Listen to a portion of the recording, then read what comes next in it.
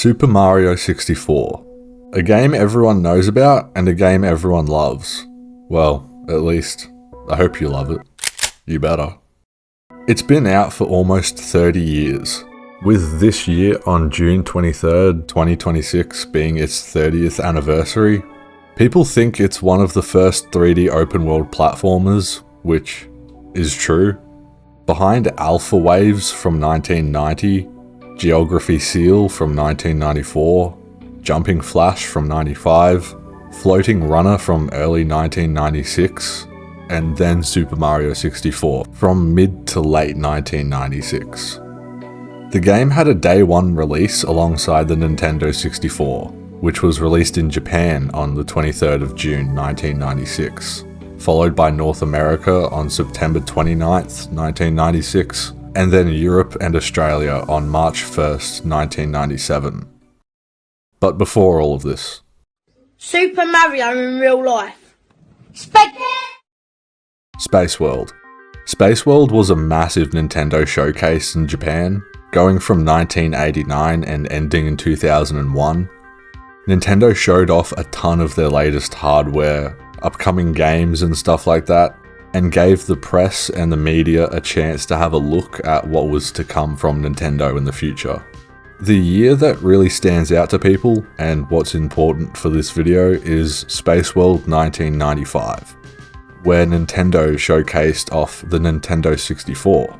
Originally called Project Reality when it was in development, then publicly announced as the Nintendo Ultra 64, and then at the Spaceworld showcase, it was shown that it would just be called the Nintendo 64.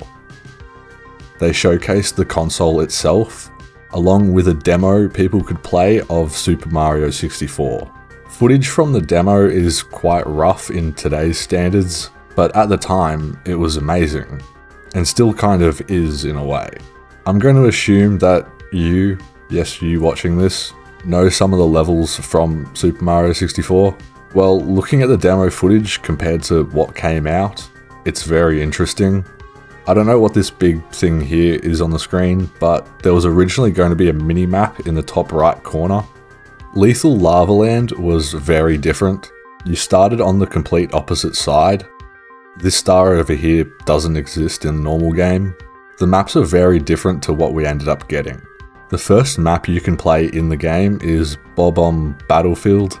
It's probably the most well-known map out of the game, but the demo version is crazy different. Bridges with water, the mountain is even taller, textures are completely different, and well, just everything's fucking different. Most, if not all, the maps from the demo were redesigned. What's funny is the main finished game that we ended up getting has 15 main courses in total, with 120 stars spanning all of that. There was originally going to be around 30 to 40 courses, with around 240 to 260 stars to collect instead.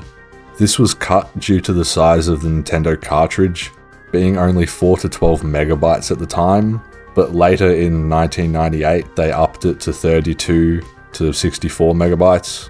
At Spaceworld, you can see the cartridge they use is like 2 times the physical size of what actually ended up coming out. Probably due to budget reasons, they cut the cartridge in half, and with it, a lot of content also got cut, like Luigi, different enemies, and a few other things found in the Nintendo Giga Leak. But we'll be getting into that soon. The game we ended up getting was still amazing, and has an extremely simple plot. Princess Peach, Toadstool, whatever you want to call her, invites Mario over to the castle because she's baked a cake for him. After Mario arrives through one of those green tubes, going up to the bridge leading to the castle door, one of the Lakitu brothers stops Mario and tells us, the player, about what's going on and how to control the camera. This was the first kind of game to have a dynamic camera that you can move around, so that's something. But in the game's lore, these floating guys are reporting live to the rest of the Mushroom Kingdom, I guess. But all of this adds about 45 seconds to your time. Speedrunners just long jump right past this. I can't do that. Going inside the castle and talking to this toad in the corner, he mentions how gay Bowser stormed the castle, had taken the princess and 120 power stars, and sealed up the castle. Apart from locking the front door, which would have made the game over before it started. Bowser has also created a ton of worlds within the paintings and walls, which is also where he left the stars, or hid the stars. It's one or the other. But now, you, Mario, have to fix this. Collect all 120 stars, defeat Bowser 3 times, and restore the castle back to its former glory. Or you could do what I did. Spend 7 hours getting extremely angry, almost rage quitting, and only collecting 70 stars, which is the minimum you need to beat the game. And I know speedrunners can beat the game with 0 stars using glitches and backwards long jumping all the way to the final Bowser fight, but that really kind of feels like it ruins the game. Speedruns that collect all 120 stars like what Siglemic used to do, that's the cool stuff. That's fun. The first level in the castle is Bob on Battlefield, and it's very easy. Don't worry, I'm just going over the interesting things in this game. I'm not explaining every aspect of the game. This isn't a Paracynical video. Yep. And then, oh fuck! The first star to collect is after you defeat the King Bob-omb at the top of the mountain. If you go up the simple way, just following the track leading around the mountain up to the top, you'll come across these 2 balls. After you get to the top and defeat the mustache-wielding idiot and get his star, the next time you come back into this level and go back to where those 2 black balls were, there's now 3 black balls. Interesting. Small details like these are just so interesting in my opinion, because most people don't notice it at first. It's similar to Womp's Fortress. Again, make your way to the highest point of the level and you'll find this guy, Womp. After slamming him 3 times, he dies and you get another star. But the next time you enter this level, a massive tower has taken his place, which people speculate that some very good bricklayers and carpenters used Womp to build this tower. There are other levels too, obviously. Cool Mountain. It doesn't have any details like the other 2 that I mentioned. Well, not that I'm aware of, but it looks completely different in the demo footage before the remodel. Same with the actual interior of the castle. It's kind of hard to even tell where this is, but it's the main lobby area of the castle with no stairs, but there's still a door, so maybe they just didn't want people playing the demo to go up there yet. I'm not sure. After collecting 8 stars, you can go to the first Bowser level. Defeating the gay turtle gives you a key, which is then used to unlock the basement of the castle. Now this one is not just interesting, and it's totally not the reason that I wanted to really make this video. After unlocking the lower levels, a ghost will appear in this area just out front of the basement doors. Following him leads you to the courtyard. And this courtyard has held probably one of the biggest mysteries to the game for the longest time. This fountain, you probably know about this. L is real 2401. That's what people think it says, but the textures are so bad we'll never actually know. And people think that L is real means Luigi is real. But Luigi was found in the Nintendo Giga Leak, 24 years and 1 month after the game was released. Okay, yeah, the numbers don't actually line up with the date, but come on. But you gotta admit, it's really weird that the numbers line up that close to everything. It's pretty sad that Luigi was cut. He had a full in-game model with voice lines, animations, and supposedly would have been slightly lighter than Mario, so he can jump a bit higher and further. But there was also going to be a lot of other things that ended up on the cutting room floor. There was going to be a split screen mode. One player plays as Mario and the other as Luigi. that got cut. Let's cut this thing. Oh shit! Okay, let's go. I gotta... Throughout the game, there's these secret-ish areas where you unlock caps. The red cap for flying, the green cap gives you weight, you turn to metal, and the blue cap makes you staticky, vanish. It's called the vanish cap, which allows you to walk through these mesh-looking walls. Whoa! Yankee with no brim! Which you get from each of the colored bricks, which get activated by red, green, and blue buttons in each of these secret areas. There was going to be a yellow cap, along with a yellow button. What this yellow cap did, we'll never know. I reckon it could have been like a jump or speed boost, or like a magnet cap to help collect coins. There was also going to be this robot enemy called Motos. It's this weird metal ball with arms. You can see why it got removed. There is so much content that got removed. The game was meant to be double the size of what eventually came out. After collecting 30 stars from wherever the fuck you want, you can then go defeat Bowser for a second time down in the basement. But only after you collect one more star from this big wall of water, which is also the place where that fake Wario apparition took place. How spooky. Defeating Gay Bowser for the first time is very simple. Just run behind him, grab his tail, and throw him into a bomb at the edge of the map. He can breathe fire and stomp on you, but it's not really an issue. Defeating him a second time, he can actually fight back a lot more. He can now go invisible, and for some reason jumps, slamming into the ground, which makes it tilt nearly 90 degrees. So just run around, throw him into a bomb, and Bob's your uncle. Another key, which then unlocks the door to the upstairs area of the castle. Upstairs, all you need to do is keep collecting stars from different paintings. I just kept going for the easiest stars I knew of. The easiest stars are those in the secret levels, as it takes absolutely no skill. In this aquarium, you get a free star for collecting all the 8 red coins. Upstairs, there's no real secret areas like this. I mean, this one in Snowman's Land is probably the easiest to get, but whatever. If you run around enough, you'll collect 50 stars eventually, probably, which is needed to access the final floor in the castle, which also holds the best level in the game, Tick-Tock Clock. Each level in the game has something unique, and most of them are very well designed, but only a few of them have like interesting concepts to them, and it depends on how you enter the painting. Wet Dry World, the higher you enter the painting, the higher the water level is in the map. It's a very cool mechanic.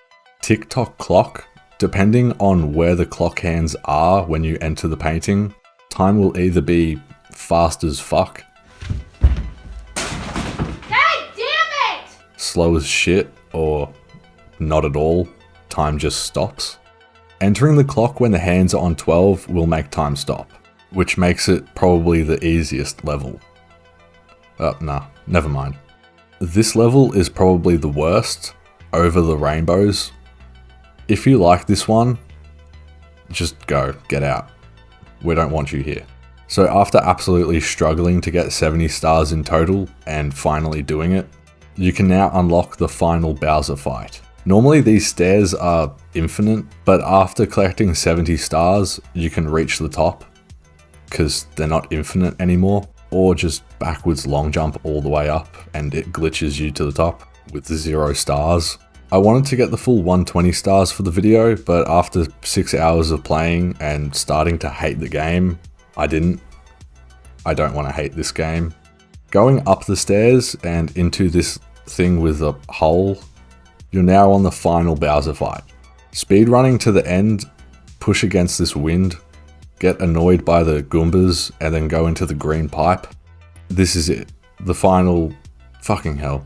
You have lives. There's one hidden right here, so every time you fail this Bowser fight, you can just grab it and then go back into the pipe to fight Bowser again. Both the first and second fight, you just needed to throw Bowser into a bomb once, but now he needs to be hit 3 times with bombs, with the first 2 times being kind of easy, but the third time's what gets ya. Bowser will slam into the ground, cracking the edges to form a star. This makes the area where you fight Bowser much smaller and extremely difficult if you're not good at it. But after much effort, throwing him thousands of times, it's done. He's dead. And drops a big star that Mario then collects. Then he somehow has a flying cap, which he just flies off with it. He floats gently down at the front of the castle and blah blah blah. I've still got more to say. I only got 70 stars because of anger issues. Throughout all of these courses, there's 8 red coins which every single map has, even in the Bowser stages. And there's also a locked cannon outside the front of the castle. Well, either have some patience and collect all 120 stars, or do some research about speedrunning the game by watching 5 minutes of a summoning salt video, and become a sweaty speedrunner who collects every single star in under 2 hours. Collecting all 120 will unlock that cannon outside the castle. Then simply load Mario into it, aim somewhere above the castle, and fire. Hopefully you'll end up on the roof, which is where the dinosaur is. Yoshi has been on the roof for apparently the whole time waiting for Mario. Why not wait literally anywhere else? As cool as it is to see Yoshi in the game, all he does is break the 4th wall by telling the player thank you for playing from the dev team, and then gives you 100 lives. 100 lives. The fucking game is over. Why are you giving us 100 lives now? I needed that back when I had 20 stars. The game's over. Fuck you, dinosaur. But after Mario talks to Yoshi, Yoshi does eventually kill himself.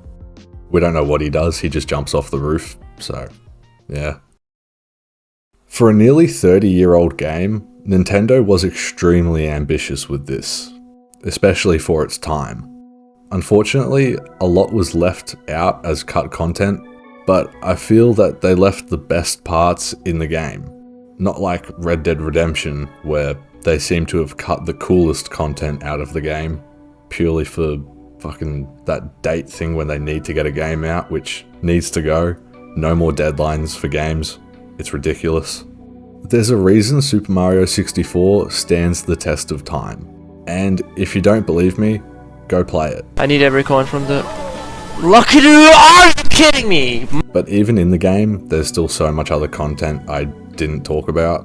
It's one of the biggest games in speedrunning, and it's had a lot of conspiracy type stuff surrounding it too. All of it's fake, unfortunately. It's false. No way. Not this time. We created it. Not this time. No, not this time. It's totally made up. What? The 1995-07-29 build, something to do with every copy of the game is personalized. I forgot, but it's not. I've never liked this or cared about it. It's such a stupid, conspiracy theory about the game. Sure, it's interesting, but no. Also, that Wario head thingy, you may have seen this. It's not real, obviously. But if you are interested in that sort of stuff, because some of it is interesting, yeah, I recommend checking out these videos. They go much more in depth than I have about that stuff. And if you haven't noticed, I haven't gone very in depth. That's because the game has a lot of depth. I didn't even talk about anything in the basement, draining the water from under the bridge, and that hole that leads to another secret level. That's where the green cap is. There's also Mips the rabbit. Hate that rabbit. There's also the Nintendo DS version of the game that does include Luigi, along with Wario and Yoshi, all as playable characters. There's these 2 coins under the bridge that are impossible to get. Probably, I'm sure someone out there has done it. Also, talking to the toads around the castle is worth it. 3 of them will just give you stars that these toads have seemed to have hidden from Bowser to help Mario. Each level has 8 red coins to collect, and that goes hand in hand with collecting 100 coins on each level for a secret 7th star. You probably know all of this There's a lot they managed to jam into this small 12 megabyte cartridge, even if they cut a lot of it out.